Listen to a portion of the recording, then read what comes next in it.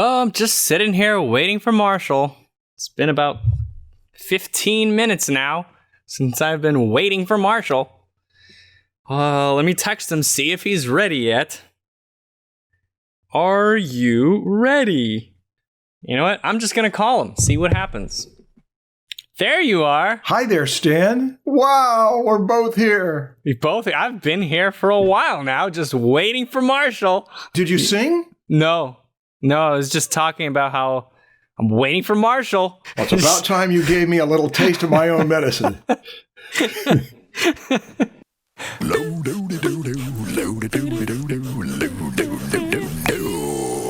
the Draftsmen Show. Yeah. Here we are at the Draftsmen podcast, and I know I've been making Stan wait a little bit, but we finally got our act together. I finally got my act together, and he called me. Yeah. What are we going to talk about today, Stan? Okay, Marshall, you're supposed to teach me about what to do when schools don't serve you well. What prompted this topic? I believe it was me that got an email from someone, or was it you? No, you got an email from someone, but it was addressed to both of us. Ah. In fact, my name came first. So you got an email from someone. And you got included in the greeting. Right. Now, this writer asked to exclude email address, but did not say that we couldn't mention the name. Let's just not mention the name. Maybe that's what he or she meant by it. Yeah. Hi, Marshall and Stan. My name is... Samantha. Now you know it's anything but Samantha. Process of elimination. Now they're going to know. I'm a sophomore in high school. And in my school, both art teachers that are available to me aren't good at their job, to say the least. They don't dedicate the time to explain things to students, like even the very basics of color theory, elements of art, and principles of art. They mainly give us worksheets and packets about those topics, then sit at their desk. The classroom environment isn't great. Most people are there only to get their art credit to graduate. I feel like I'm wasting my time and not learning ... I'm going to leave out a full paragraph, a long paragraph, because it gets a little too specific about mentioning qualities of these teachers that may be figure-outable. And now there's another paragraph, and I'm going to just jump from the last thing, which is, I feel like I'm wasting my time and not learning. I have had it! Exclamation point, and this is all capital letters. Now, a sophomore in high school who feels this strongly to write this long a letter, and third paragraph, I'm leaving parts out. Now, since we transitioned to online classes, it highlighted the lack of instruction from the teacher, which increased. He didn't give useful help to students, and it bothers me because I've seen a few people that have potential and can do a lot better on their projects if he taught them how. So I guess my question is, how would you deal with bad teachers, or what would you do in my situation? How could I get the most out of my school art class, both online and in the classroom, and not waste my time? Hopefully, I'm able to get back to class, but I highly doubt schools will open this fall, given that we are heavily hit by the virus in the East Coast of the U.S. Oh, we've isolated this down to the East Coast of the U.S., but... Well, she said it. Boy, you're clever. Gosh, you know how to really deflect suspicion. She's okay with it. Yeah. All right. Should I start with my opinion and then you just take on the rest of the episode? Let's start with your opinion, yeah. Yeah. Because I've been reading. Subtract the quarantine COVID-19 thing, I would say,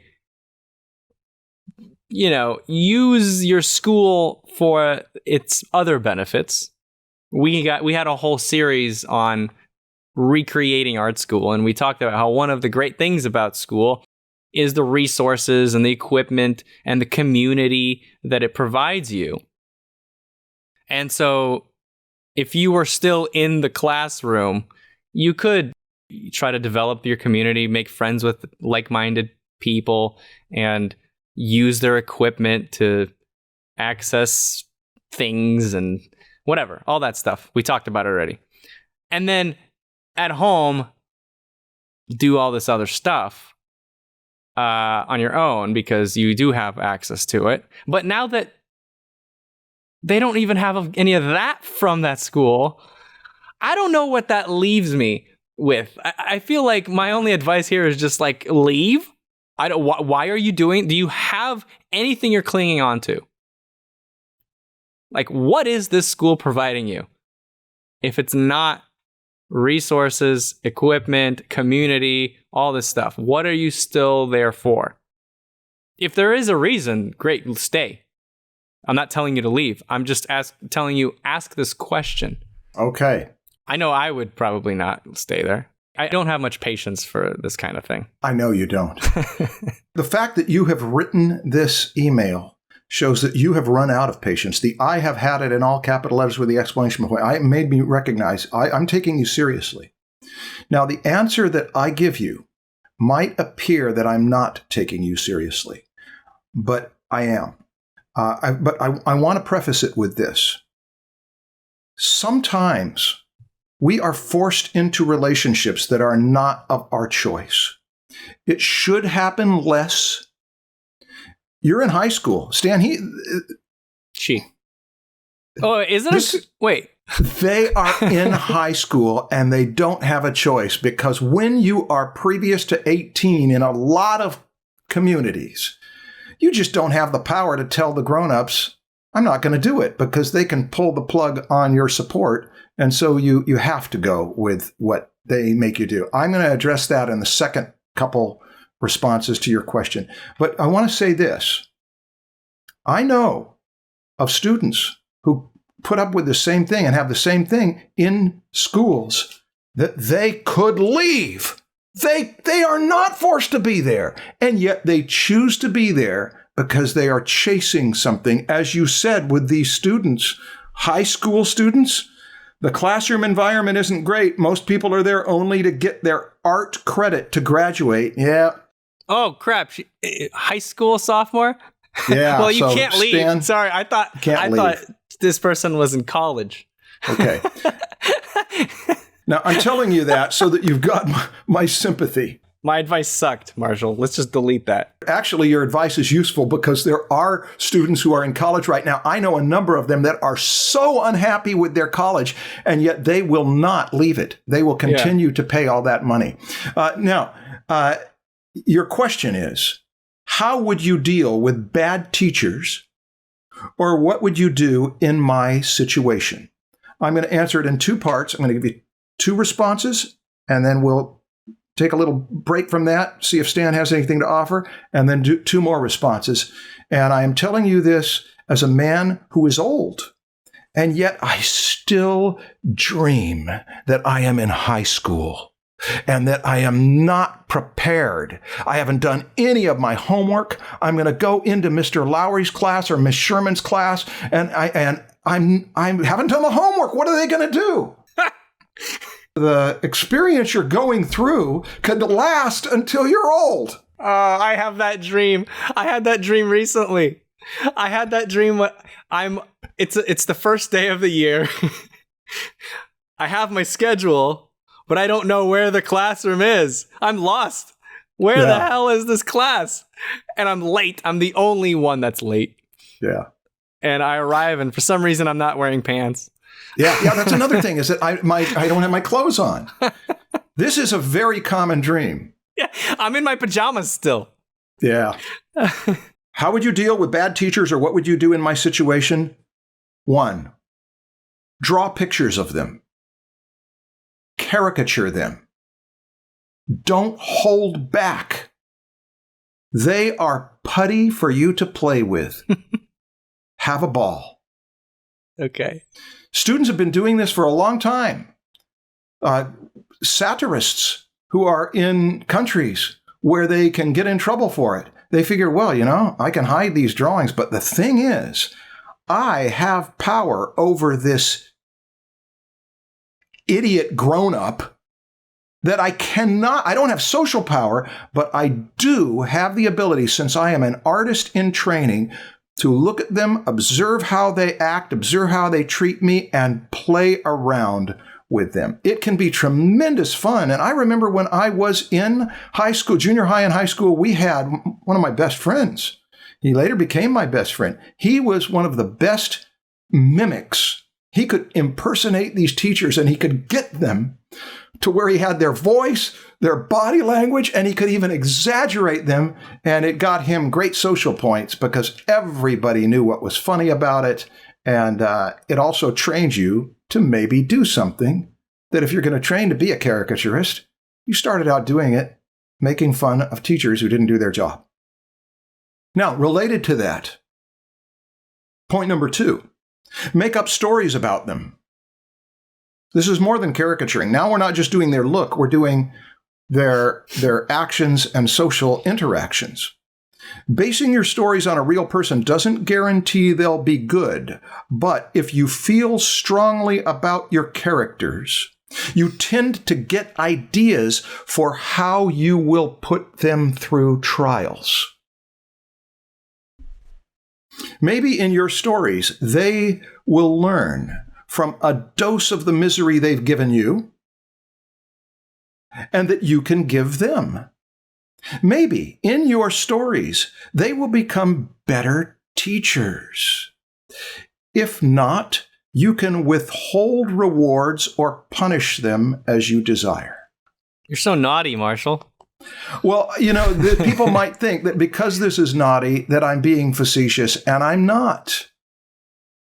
When you look at how many people are great satirists, there is a survival mechanism that goes on in a lot of comedy.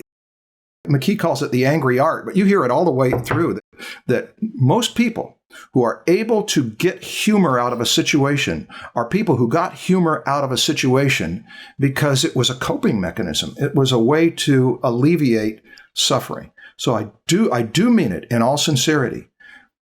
That's the first point. If you've got anything to say about it, Stan, feel free. Well, you're basically telling them to use their life experiences as inspiration for their art. That's right. That's kind of true for any situation that you go through, right? Yeah. Except sometimes the pain is too much and you can't do anything but just survive. Yeah. But when the pain is a bad high school teacher, that is probably survivable. There are exceptions to that. But also, hey, another thing, this is not unusual. Yeah. I had some teachers that weren't that good in high school. I had a couple teachers that were great in junior high and high school.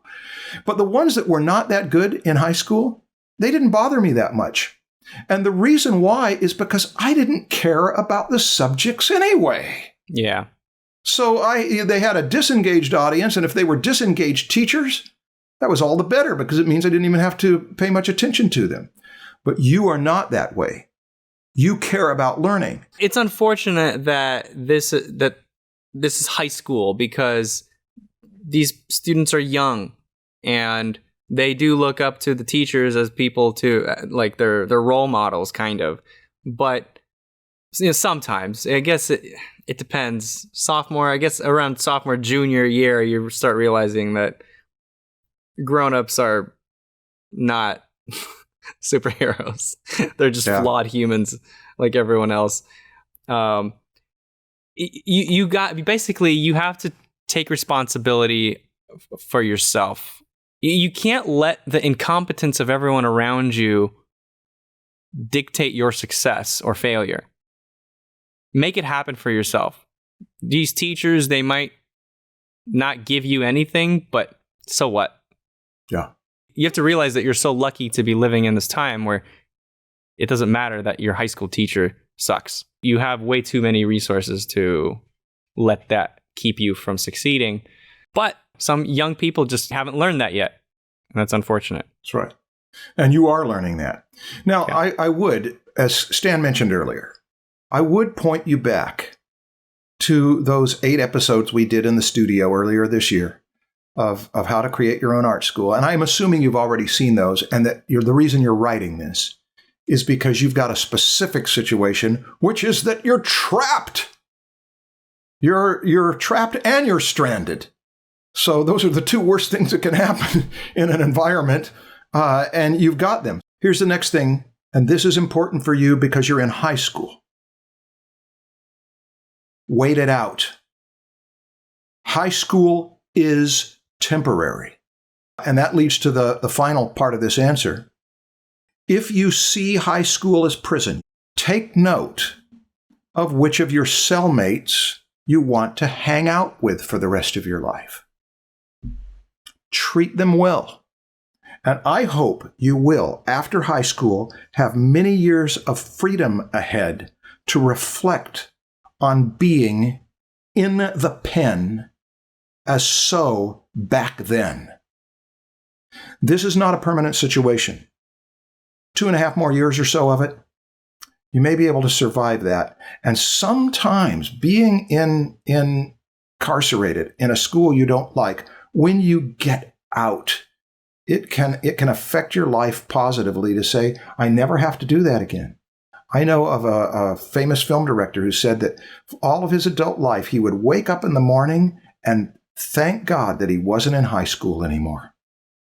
I know of a writer who was in an abusive childhood school that said that it affected him for the rest of his life positively because summer vacation was always better than he expected because of the relief from it. So there's an appeal to figure, an end in sight. Robert Sapolsky, in one of his wonderful lectures about why zebras don't get ulcers, actually he said this, I think, in both of these lectures. The one I think I'm referring to specifically, though, is Stress and Coping, What Baboons Can Teach Us. And this is a guy who I think he spent 15 years in Kenya studying stress levels of baboons, because stress levels of rats are not as complex as human beings. Baboons are closer to our complexity. Their social order is more complex. And so he got more information by taking blood samples from these baboons. And I'll let you listen to the lecture. But one of the practical things, he does give a list of practical things for coping with stress. And one of them is an end in sight. They found out through research that if you don't know when this is going to end, it is harder on your body than if you know that it is going to end after these 2.5 years. That's the best I can give you, because I cannot come to your place on the East Coast and go in there and say, why don't you treat these students better? Why don't you teach them better? How come you don't show them Proko videos? I can't do that. So all I can do is give you this answer and hope that it makes a difference. And I do wish you all the best. Did you know I actually had a bad art teacher in middle school? Tell us about this. Could have changed me, right? It could have made me not want to do art. Yeah? But I don't know, it didn't. I guess I didn't care that much that this guy sucks.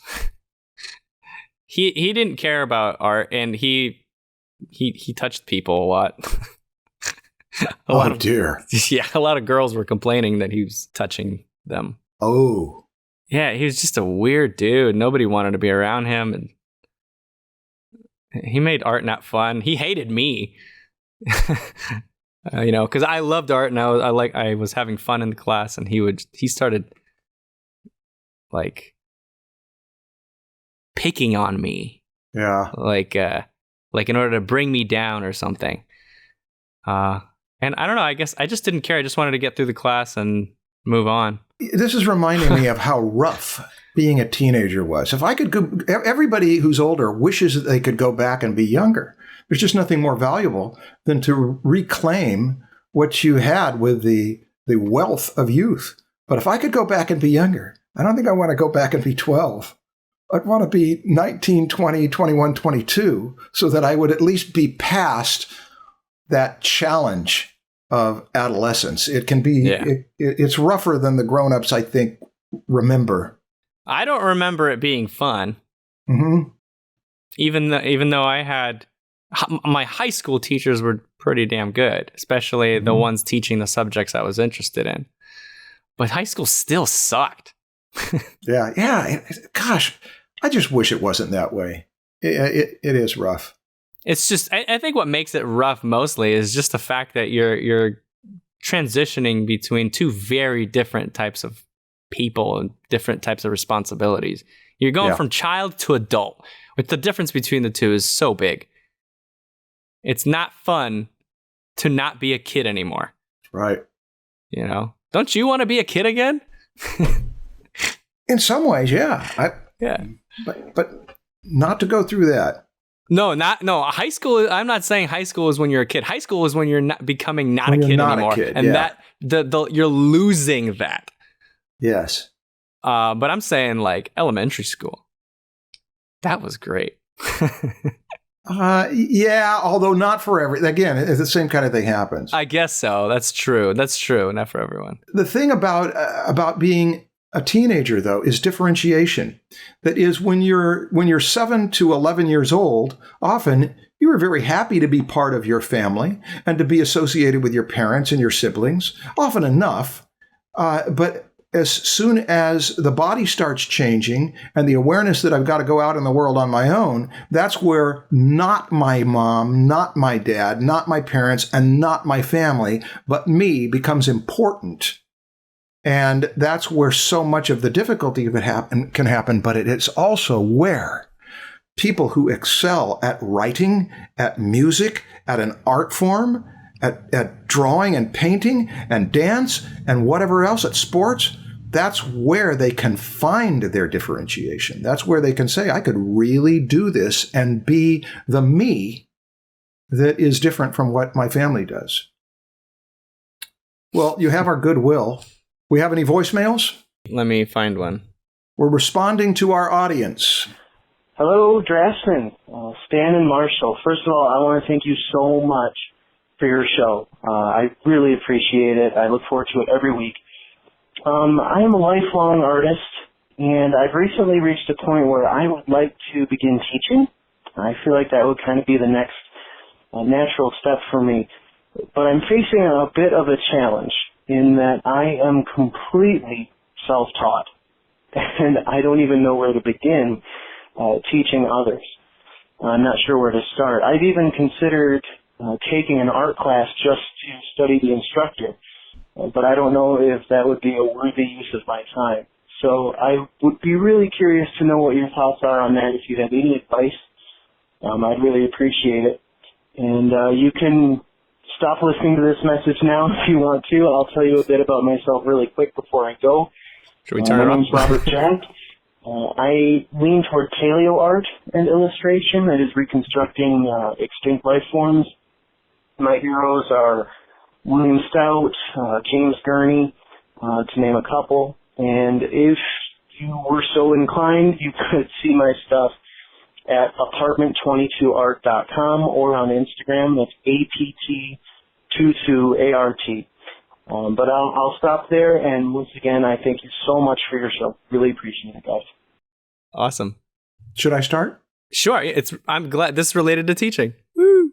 If you're completely self-taught and you're thinking maybe I should take a class, there's no reason to take a class unless it's going to scratch an itch. You could take a lousy class that could be a bad experience. But I could see why, if you're completely self-taught, that you might want a new experience. What's it like to be in a class and have a teacher give me assignments? That could be useful just to test the waters. But you decide that. If you're going to be a paleo artist, if you are a paleo artist, you've got a wonderful world to dig around in. And you named 2 names, but you could name a number of other names. I had a student who was into paleo art and did a presentation to our class about the history of these paleo artists and how little they knew about dinosaurs and how more and more information came in and how even the fantasy stuff about dinosaurs started to change. It was fascinating enough to where I got to sit through it 3 times because he came back and showed it to my classes. And it made me feel like I wouldn't mind being a paleo artist. But you've got so many resources available to you that unless you're going to find a teacher who's really going to give you something that is useful for what you're doing, that's the first thing, is that you're asking, should I take a class? Maybe, maybe not. The Great Courses Plus have almost 50 courses on science, but most people in the arts don't know that they have 5 courses that artists, storytellers in particular, would want to know about. Science fiction courses. I went through Eric Rabkin's Masterpieces of the Imaginative Mind several times because it was my first formal introduction to this genre that I didn't know I loved. Last year, I immersed in Pamela Bador's utopian and dystopian works of literature and got a lot out of it. But it took forever because I kept stopping to read the books she recommended. And I'm having the same trouble with Gary K. Wolfe's How Great Science Fiction Works. I'll spend a year on these with interested students when I find them. For now, the Great Courses Plus offers Draftsmen listeners free for 1 month, all the courses.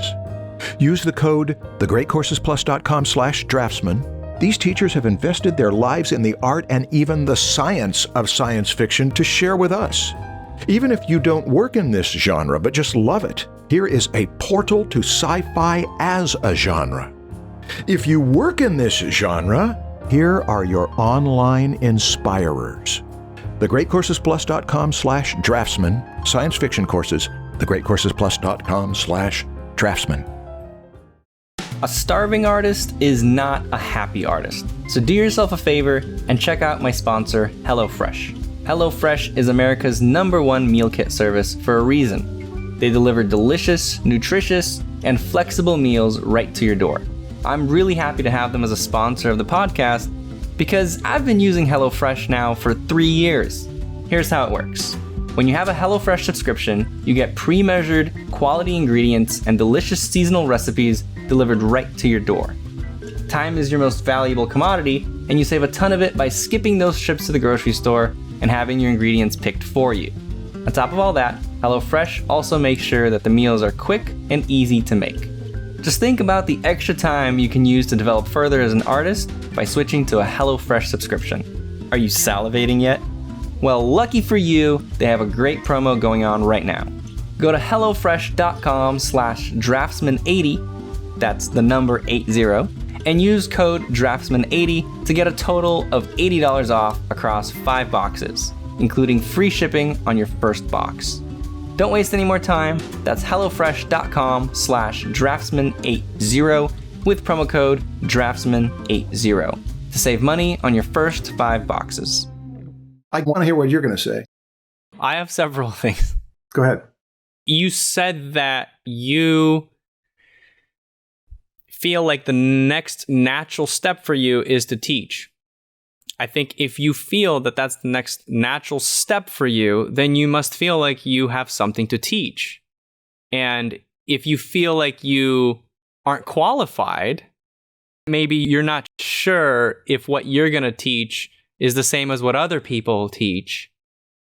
And I say, who cares? Your ideas might be different, but they might still be relevant. If it works for you, and you're a good teacher, and you care about your students, and you research the things that you teach before you teach them, I think you'll be fine. I feel like there's some insecurity on your part simply because you need reassurance from others that what you have to teach is fine. But again, if you're a good artist and you understand why things work for you, then I think you can teach others to learn the same lessons that you supposedly taught yourself. That brings me to my new point. I feel like you, based on the way I said that last sentence, you might know where this is going. When people say I'm self-taught, I always want to know what they mean by that. Because I really don't understand how you could possibly be fully self-taught. He even added the word fully in there. Fully self-taught. Does that mean you've been completely avoiding what every art teacher has to say? You haven't read a book on art, on how to draw? You haven't watched any YouTube videos? You really have avoided instruction from other people if you're completely self-taught. Or do you really just mean you've never taken a formal class in a university? What do you really mean by that? Because those are very different things. I'm assuming that he just means that he hasn't taken any formal training at a university or a trade school. Yeah. Because it would be very difficult to avoid art books and YouTube videos at this point.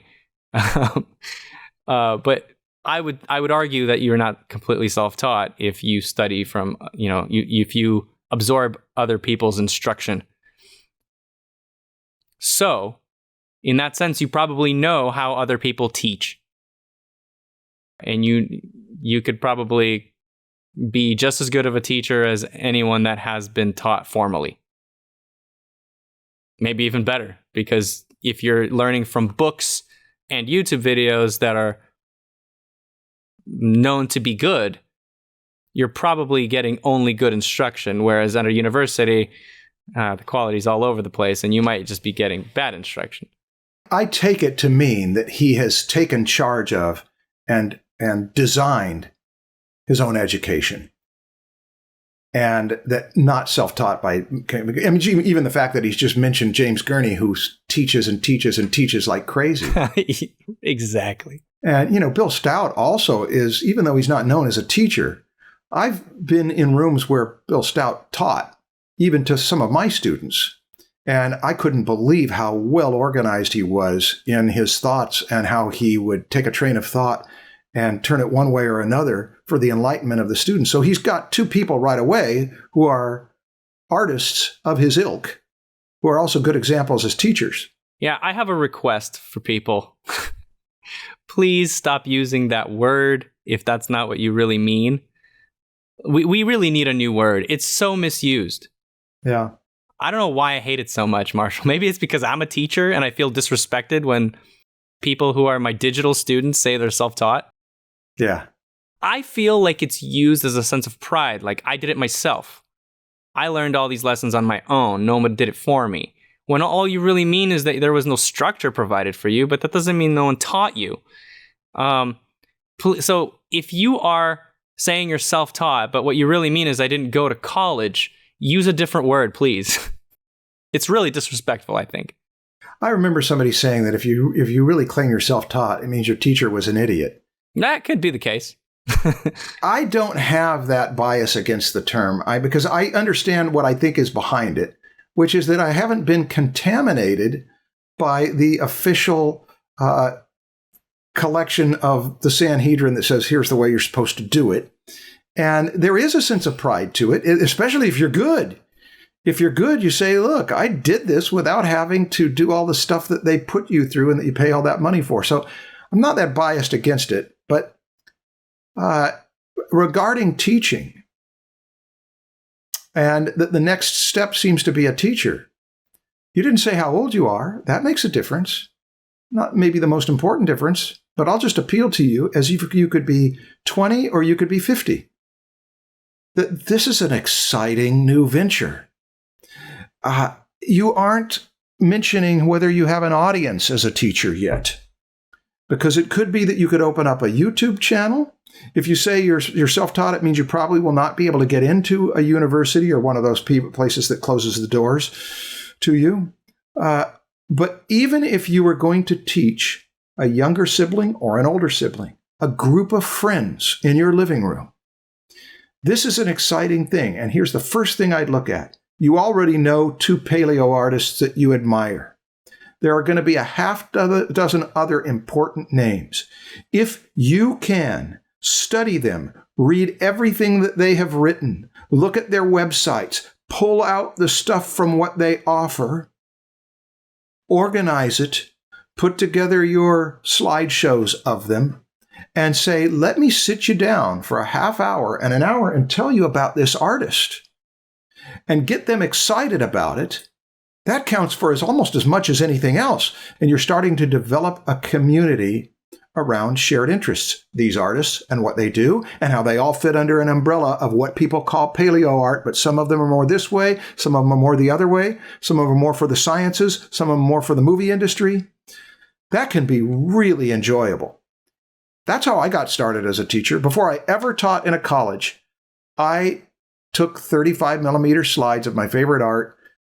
John Dickinson and I would turn all the lights off in the room, look at those slides, and just gush over their beauty. And we were making our careers happen together. We were bolstering each other, supporting each other, sharing studio space together, sharing jobs. So yeah, it was a great way, and nobody was paying us to do that. That was just out of the love of the subject. You can teach a subject, any subject that you've learned, however you happen to learn it. You don't have to have a formal college degree to teach something. I don't have a college degree. Marshall doesn't. You can teach whatever you have learned, but also take your position seriously.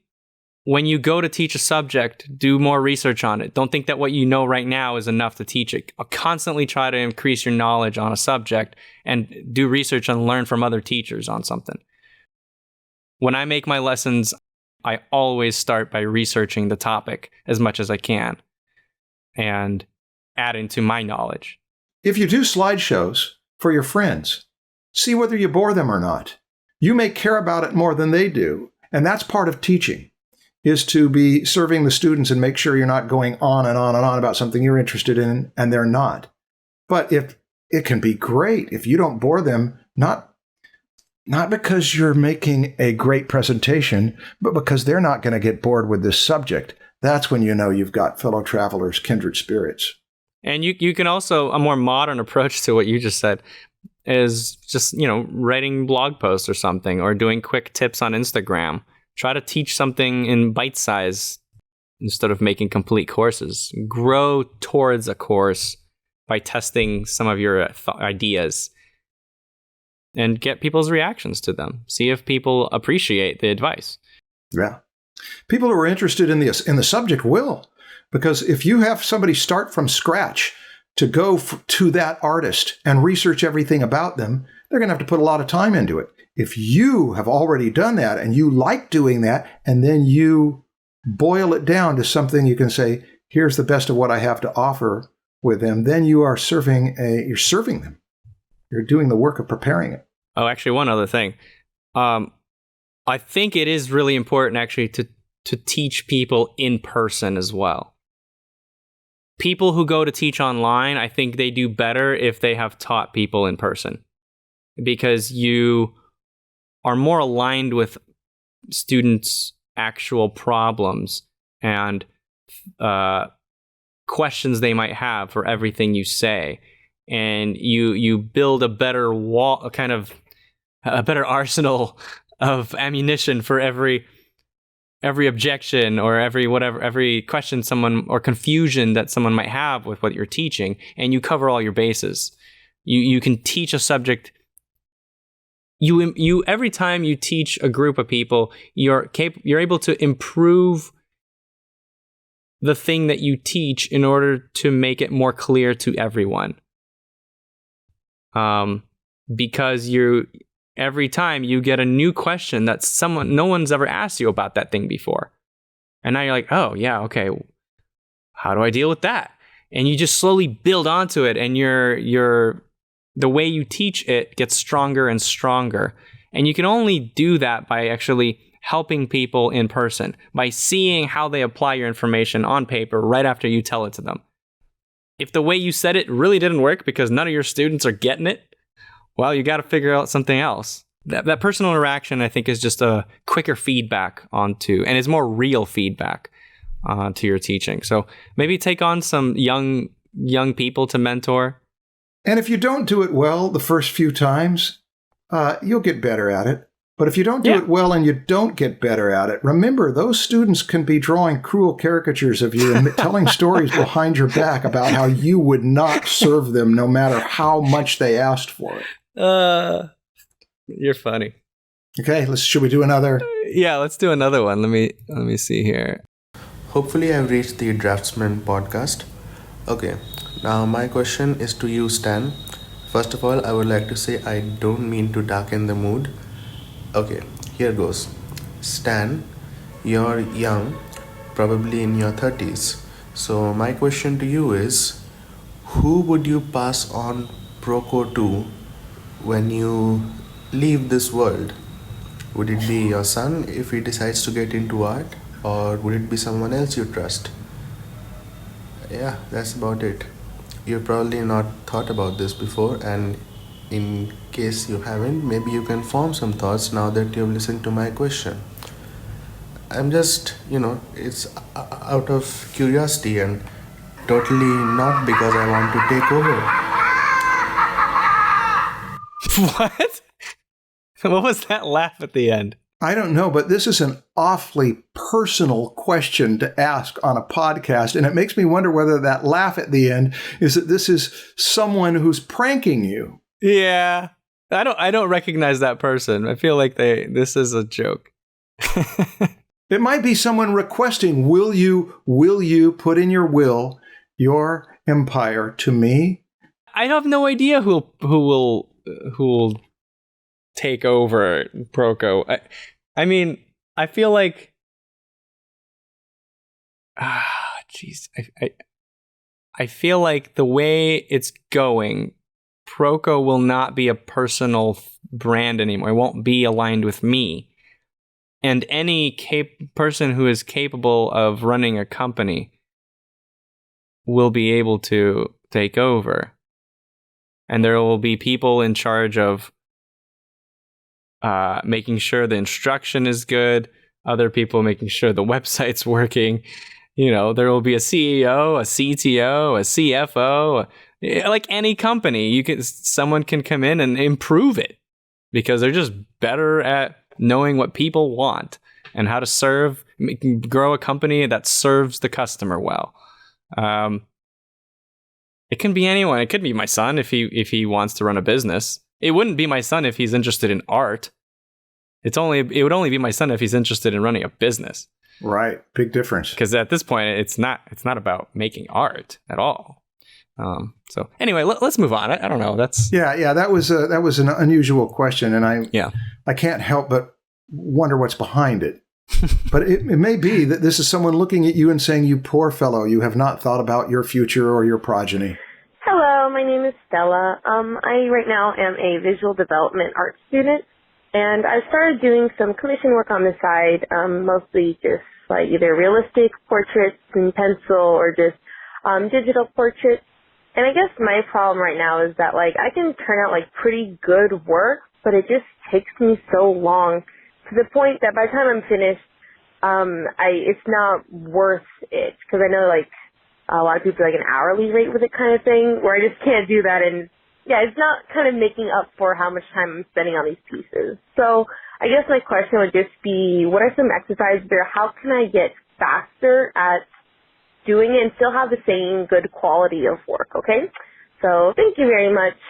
Okay. Bye. That's a good question. That was a big one with me.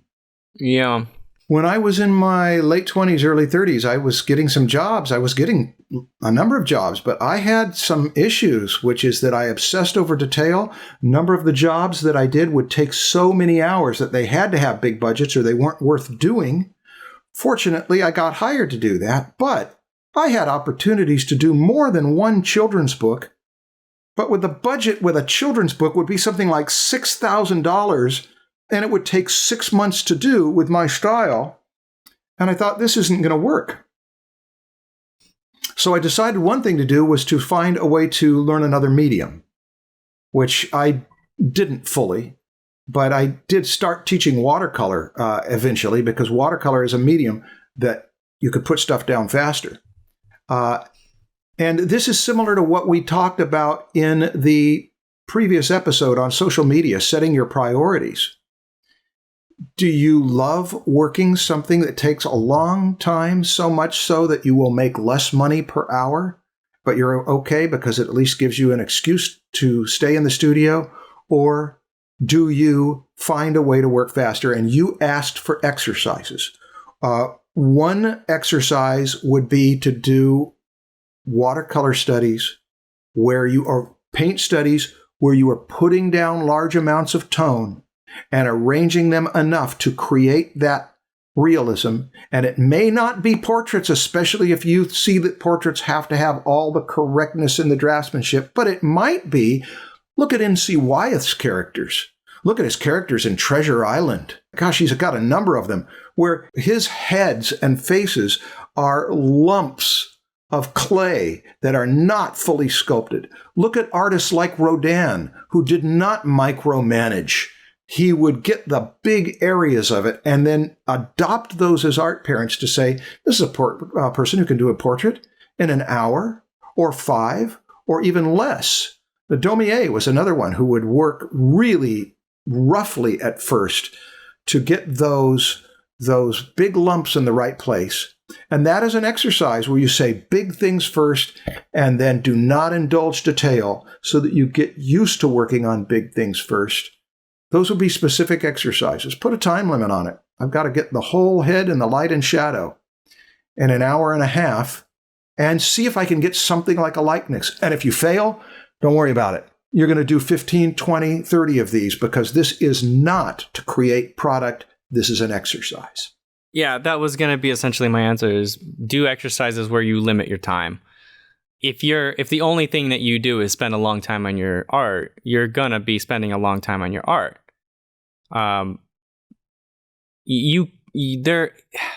There is a little bit of that where if you give yourself 20 hours, you're going to fill 20 hours, even if you really didn't need it.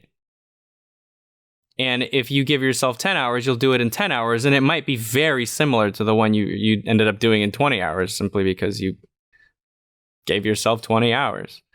But also just it's practice. You get faster naturally because you learn patterns that you do things over and over and over again, that you know what works and what doesn't. You make less mistakes. You get straight to the point.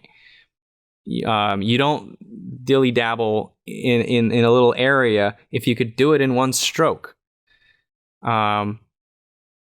You learn methods of speeding things up through practice. Yes. But through practicing doing it quickly, not through practicing doing it for a long time. However, both are important. I feel like if you only do quick sketch, you will never really finish anything. All your work is just going to be sketches. You need to do some really long studies in order to even feel what it's like to think about the subtlety. And then you'll be able to reel it back in and apply some of that subtlety in quicker works. You have to do both. And I feel like, what was her name? I don't remember, but I feel like she hasn't done enough quick sketch and she needs that balance. Try to do a portrait in 5 minutes. What are the most important things to put in 5 minutes? Maybe it's that you're just not prioritizing what's important in your piece and what's not. And you're focusing too much on those little things that really don't make a big difference. I think that you essentially said the same thing. Yeah, and we've talked about this before. A lot of what you're practicing is process. You're practicing a habit. You're getting in the habit of saying big things, more important, first. The simplest answer is what Stan gave. Put a time limit on it. See what you can get done. Give yourself permission to let it not work. You're practicing a process. Time limit is the obvious thing. But choosing those masters that you can look at and say, hey, they did it. What is it they're leaving out? And that doesn't happen in a night. That happens over a period of months of working on this to see how much is left out. Gosh, in the Bridgman class, this came up over and over. Bridgman leaves so much out. Yeah. Have you ever noticed that? And that is a part of his strength. He has done full paintings where he put stuff in. They looked a lot like N.C. Wyeth in the sense that he would mass his lights and darks. And it looked like he didn't bother with a lot of detail. Once he gets the chunks of the way a head is structured, he had enough to give the whole scene. Winslow Homer was that way, too.